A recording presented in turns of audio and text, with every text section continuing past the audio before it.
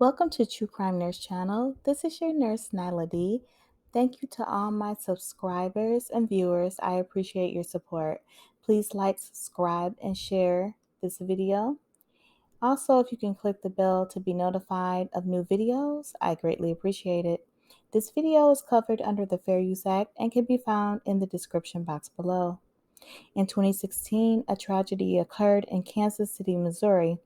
The father of an 18-year-old girl is charged with murder, incest, sodomy, rape, and sexual assault. Daizsa Bausby was born September 23, 1997 in Kansas City, Missouri to Layetta Walker and Barry Bausby. Daizsa and her siblings experienced and witnessed domestic violence issues in the home. Her father was not only violent, but also battled with drug addiction. Due to physical violence, drugs, and domestic abuse, Daizsa's parents divorced when she was only 11 years old. The 18-year-old Daizsa was a fun and free-spirited individual with a bright future ahead of her. She enjoyed laughing, dancing, and having fun.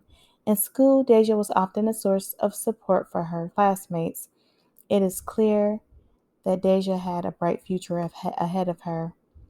Daizsa's big heart and her desire to help others would take her far. Daizsa participated in many activities. She was a cheerleader, a track star. She played basketball, and she also belonged to the JROTC. Daizsa excelled in all activities. Daizsa was also an honor roll student and a senior of Southwest High School. Daizsa was looking forward to walking across the stage in May of 2016. She planned to pursue a higher education. She received more than a dozen offers from various universities. Daizsa decided to attend Grambling State University in Louisiana. The graduating class will honor Daizsa for a salutatorian.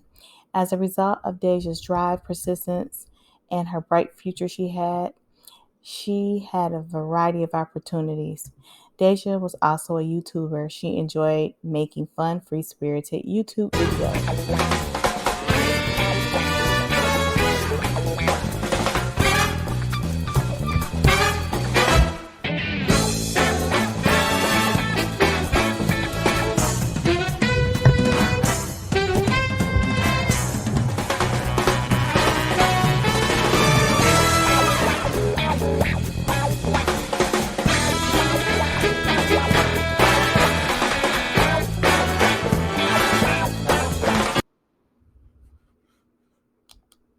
Daizsa Jackson's parents divorced when she was 11 years old. Her father, Jerry Walker, was an addict with a criminal record, and he also had domestic violence convictions. She took great pride in supporting her father in his sobriety efforts and hoped that he would succeed. Daizsa suffered at home, but she still kept a smile on her face and laughter in her heart. Although her father continued to battle with his rage and addiction issues, Daizsa kept hope alive and supported her father's road to sobriety. Her giving nature and big heart was the reason why she was present for her father during his time of need. On Saturday, May 20th, Daizsa came home after working from Foot Locker. She received a call from her father around 8:30 p.m.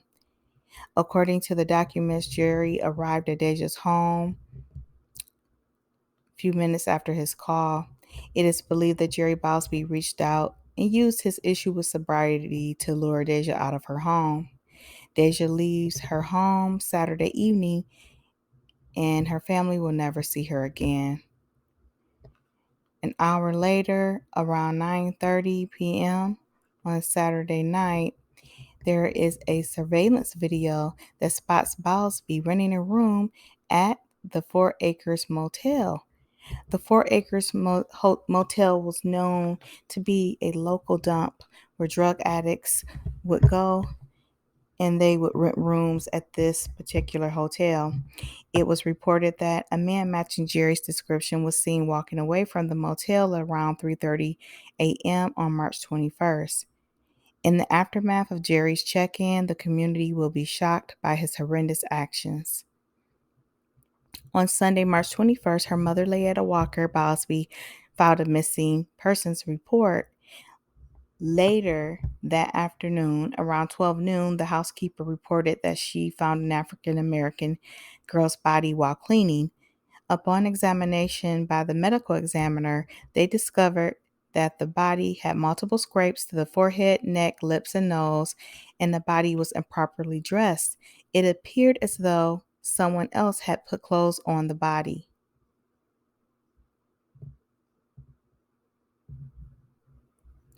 The body was later identified as Daizsa Bausby.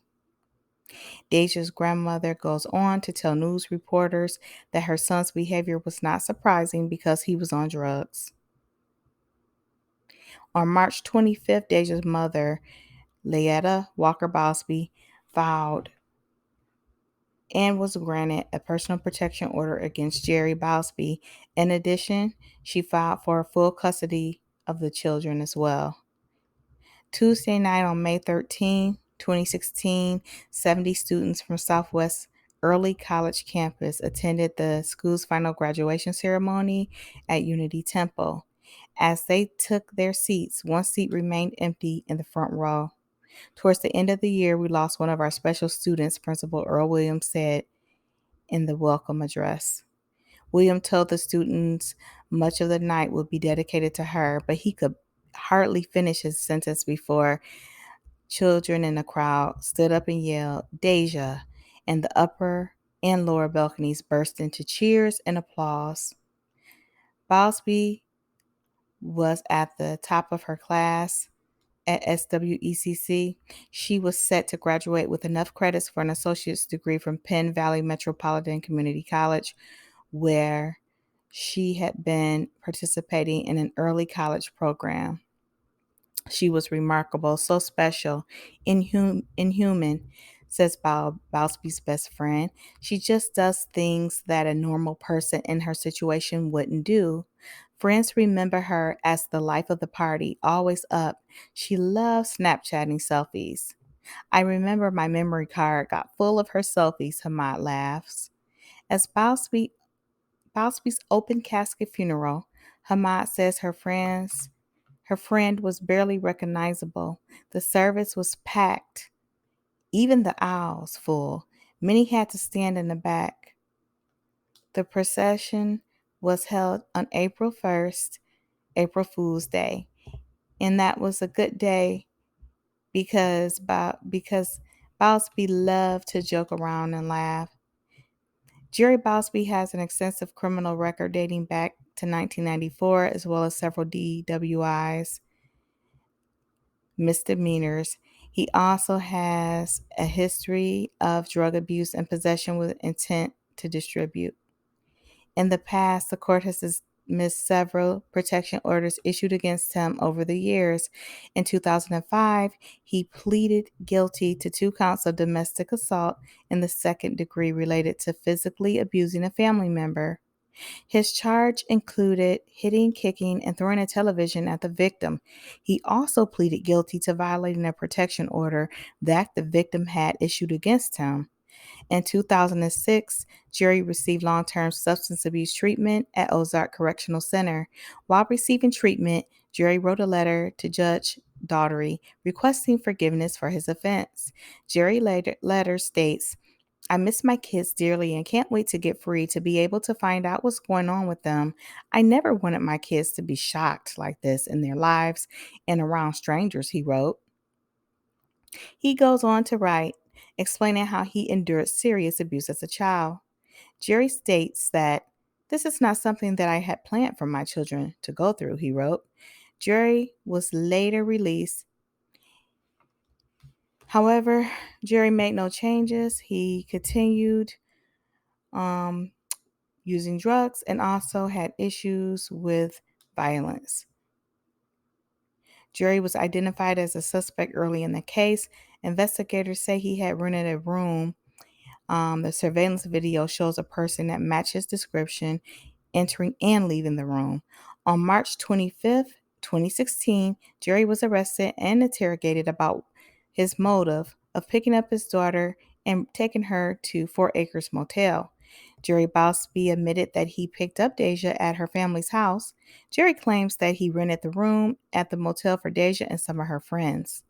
According to the report, he stated that he only stayed at the room for 20 to 30 minutes and then left and walked to a friend's house. The police collected DNA samples from Jerry. While the police waited for the DNA results, Daisha's family and friends mourned the loss of an exceptionally talented student. She was months away from graduating second in her class and was supposed to speak as salutatorian at her graduation. Prosecutors had to wait nearly 6 months for the results of DNA testing before bringing the charges against Jerry Bausby. According to the police, the cause of death was asphyxiation. Prosecutor Baker stated that she planned to file the highest felony charges possible against Jerry for such heinous crimes. Prosecutor Baker continues and states that Daizsa was really a beautiful person. I really can't stress enough how, in the face of all odds, how she found success and she achieved. It's more than we can expect from any human being, but Daizsa showed us what she was truly capable of.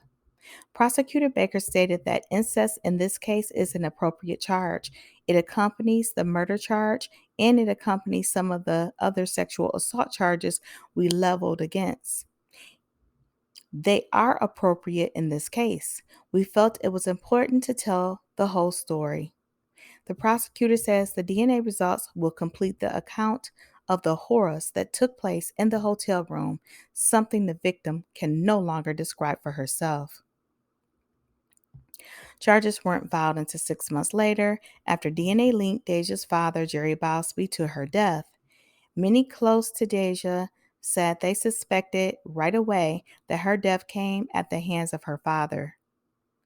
Throughout the 4-day trial, prosecutors leaned on video surveillance from the motel and nearby convenience store. They also cited DNA evidence, which assistant prosecuting attorney said was undeniable. According to the medical examiner, Jerry's DNA was in his daughter's mouth, anus, and DNA was found on her genitals. Every place we look, we find the defendant, Eichenhauer said. His DNA was all over Daizsa. After a week-long trial in July of 2019, a jury found Jerry Bausby guilty. On September 21st, 2019, the jury sentenced him to 4 counts: second-degree murder, first-degree sexual abuse, first-degree sodomy, and first-degree incest. A victim impact statement from Daisha's sister, LaKenya Bausby, described what she and her sister experienced growing up. She said that growing up was hell on earth. It felt like we were unworthy of a good life, she said. But Daizsa was determined, her happiness in a world of evil. I wanted to be just like my sister. Life was traumatic for Daizsa, and it ended traumatically. He was supposed to protect her, and instead he killed her, she went on. He's a monster. In closing arguments, defense attorneys said that there was insufficient evidence to prove Jerry killed his daughter. She even went so far as to argue that what happened before Daizsa was killed that night was consensual. The defense attorney goes on and says, why would she drive with her father to a motel if she didn't want to have a consensual sexual relationship with him? Why would she remain there for hours if she didn't want to be there? Most teens would probably go there to get drugs or alcohol. She was going there to have a secret rendezvous with her dad. She's not a victim, the defense attorney said. She was a willing participant.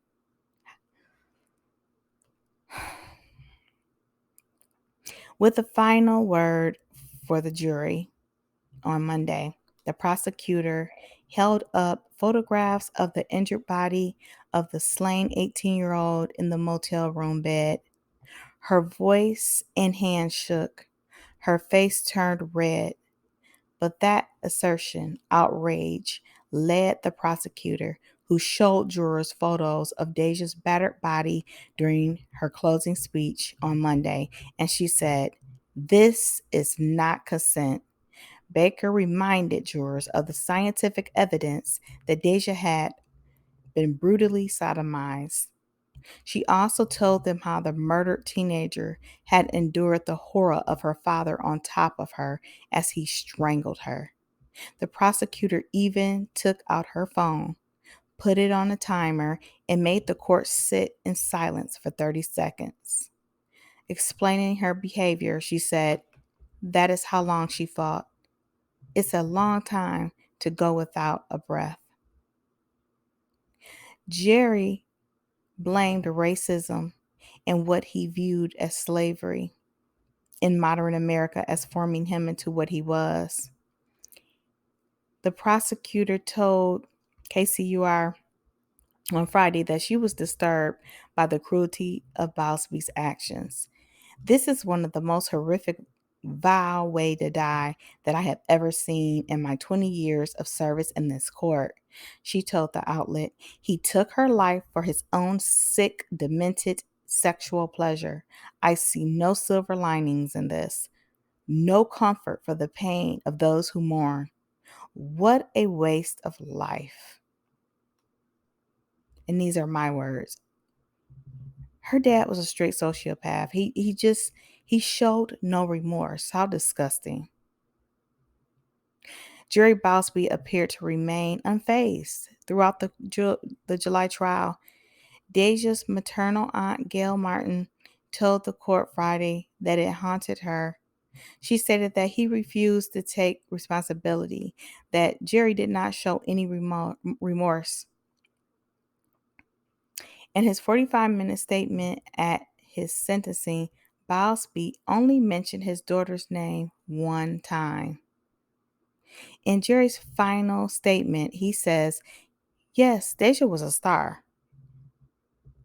he said before veering off to talk about himself. He referred to his daughter's murder as an extremely unfortunate occurrence and denied culpability, though he did tell the court the incest virus made its way to me. "I was bewildered by my sudden behavior," says Jerry, "which is why I sought help," he said. In the rambling statement, Bausby talked about his schizophrenic mom, who he said beat him with electrical cord, his mental health issues, racism, and conspiracy theories about the criminal justice system. Further, he told the court he was a victim. The prosecutor told KCR that Bausby did have a mental exam before trial.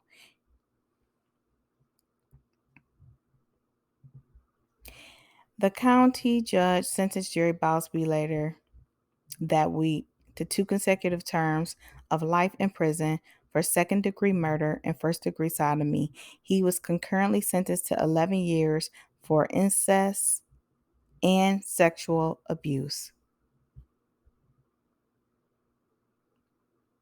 Jerry Bausby was finally sentenced September 2019. This story is heartbreaking, and I am glad that he was found guilty and Daissa got the justice she deserved. Her dad was a total scumbag, a waste of oxygen, and a waste of life.